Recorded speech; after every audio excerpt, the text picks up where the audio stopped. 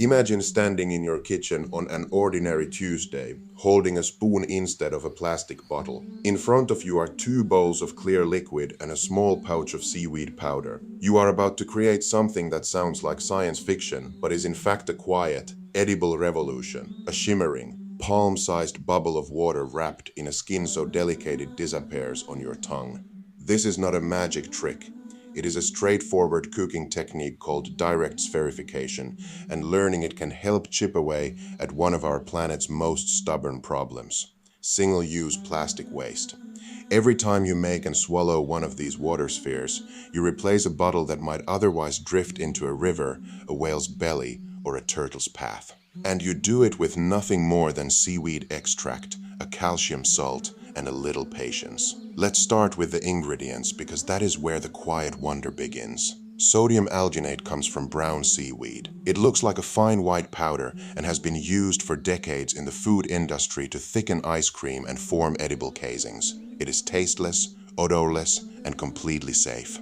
Its partner is calcium lactate, a mineral salt that your body already recognizes. When these two meet in water, they form a flexible, invisible gel in an instant. A chemical handshake that happens without heat, without electricity, and without leaving anything behind. The first step is to dissolve 1 teaspoon of sodium alginate in 1 cup of clean drinking water. You will want to use a hand blender because the powder can be stubborn. Blend until the liquid turns thick and syrupy, then set it aside. This is the hardest part: waiting. You need to let the mixture rest for at least half an hour, sometimes a full hour, until every tiny air bubble rises to the surface and the solution becomes as clear as glass.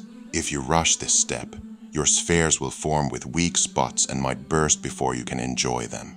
While the alginate rests, prepare the calcium bath. In a separate bowl, dissolve 1 teaspoon of calcium lactate into 2 cups of water. Stir it gently until the water is completely clear again.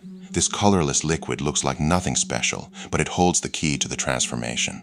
When you are ready, take a small deep spoon and lower it into the alginate solution, filling the spoon without letting it overflow. Then, in one smooth motion, submerge the spoon into the calcium bath and tilt it gently so the liquid slips off.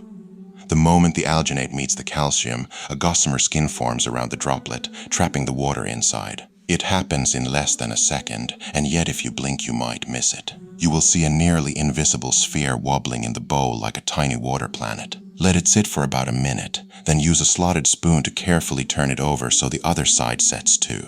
After another minute, lift it out and rinse it in a bowl of fresh water to remove any residual calcium taste. Now hold it in your palm. It feels cool and smooth, slightly bouncy, and entirely fragile.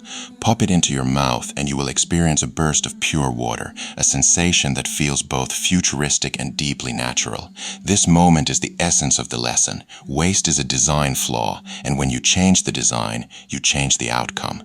You can flavor the water with a hint of lemon or a drop of mint extract before spherification. You can make dozens of bubbles ahead of time and store them in a sealed container in the fridge for a few hours, though they are at their most wonderful when eaten fresh. Imagine a summer picnic where instead of handing out plastic bottles, you set out a bowl of glistening water bubbles and a pair of tongs. Guests pluck them with curiosity, taste them with delight, and for the rest of the day not a single piece of plastic finds its way into the bin. That small act, multiplied by thousands of kitchens, is how we begin to reimagine our relationship with packaging. Now, let us add a little playful maths to the saucepan, because numbers can make the invisible visible. Suppose you make 30 water bubbles for a family gathering. Each bubble holds about 55 milliliters of water. A typical disposable plastic bottle holds 500 milliliters. That means your batch replaces around 3 1/3 bottles. Statistics suggest that roughly 1 in every 25 plastic bottles escapes proper waste collection and ends up in the environment, often in the ocean. Once afloat, that bottle has a small chance of being mistaken for a jellyfish by a passing sea turtle. Studies estimate a 3% probability that a floating bottle confuses a turtle seeking a meal. So your picnic of 30 bubbles saves roughly 3.3 bottles from existence. Multiply that by the 1 in 25 chance of reaching the ocean, and you prevent approximately 0.132 bottles from entering the sea.